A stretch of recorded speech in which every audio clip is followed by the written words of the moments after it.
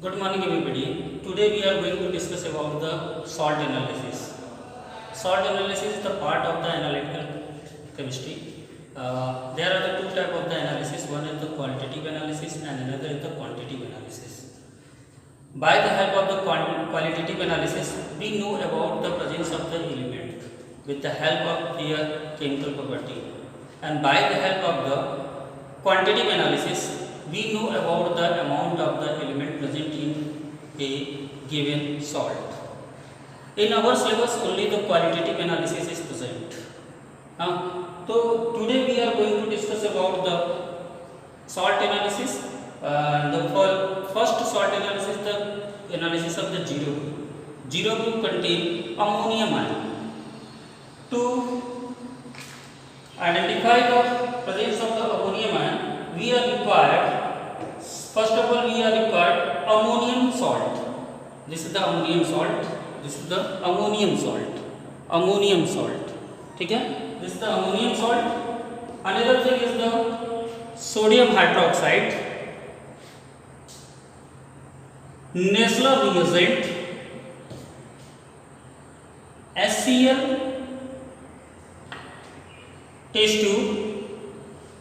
test tube stand. This is the test tube stand, dropper, test tube holder, and this is the glass rod.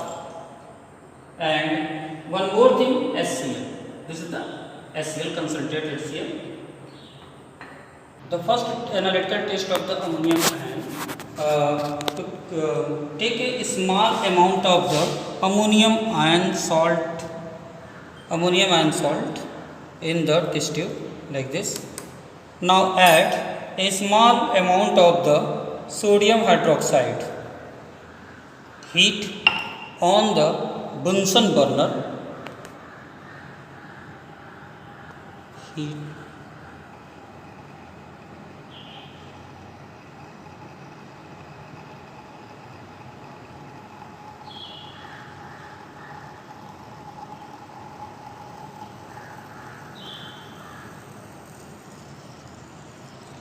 A gas is evolved having the pungent smell. You observe here, a gas is evolved. You observe here, a gas is evolved. Now take a glass rod dipped in HCl. Take a glass rod dipped in HCl. Take a glass rod dipped in HCl and carried on the mouth of the test tube. You find that a dense white fume is observed, and this indicates the presence of the ammonium ion in the given salt. And this white fume observed due to the formation of the ammonium chloride. Chemical reaction which take place in this test is as ammonium chloride aqueous solution, that is a salt solution, is heated with the sodium hydroxide aqueous solution. Then ammonia gas is evolved with the pungent smell, that is the smell like the ammonical smell. This ammonium gas, when come closer with the rod of the HCl, then a dense white fume of ammonium chloride is formed. To identify the presence of the ammonia in the given salt, one more confirmatory test can be carried out, that is known as the Nessler reagent test. In this test, we take the given salt and add a solution of the sodium hydroxide. This is the solution of the sodium hydroxide. Add in it now in this way, and a pinch amount of the Nessler reagent. And pinch amount of the Nessler reagent is dropped on the ball of the cotton like this. This is the ball of the cotton. You made the ball like cotton. Now add few drop of the Nessler reagent on the cotton. Few drop of the Nessler reagent on the cotton like this. In this way, you add few drop of the Nessler reagent on the cotton ball. And after this, the test tube which contain salt of the ammonium ion and sodium hydroxide heat on the Bunsen flame like this.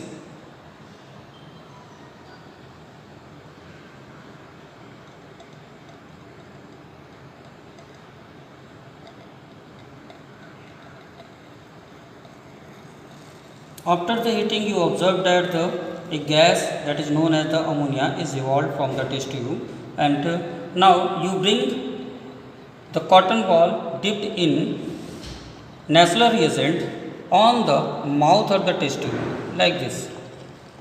Mouth of the test tube. You observe that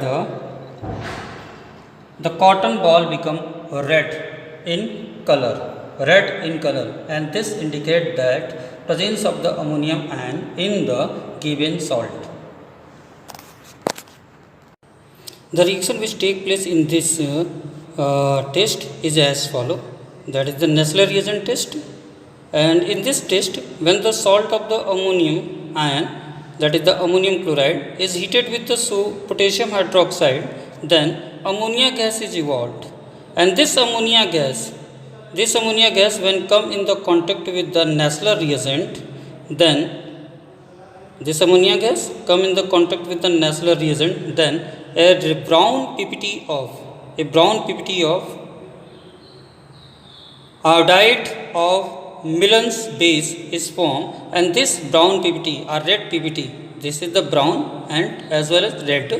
So this reddish brown PPT indicate the presence of the ammonium ion in the given salt sample.